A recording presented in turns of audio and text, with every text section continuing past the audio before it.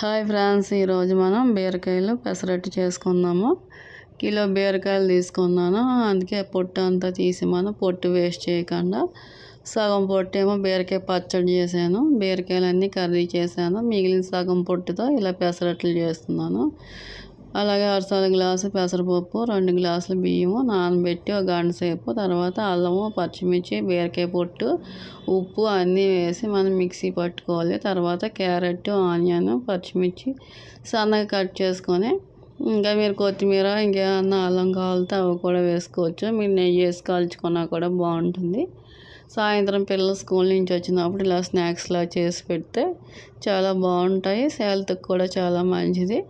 బీరకాయ పొట్టు ఎవరు పారేయకండి, ఇట్లా దోశలు అవి చేసుకోండి, హెల్త్కి చాలా మంచిది. ప్లీజ్ లైక్ చేయండి, సబ్స్క్రైబ్ చేసుకోండి. Thank you friends.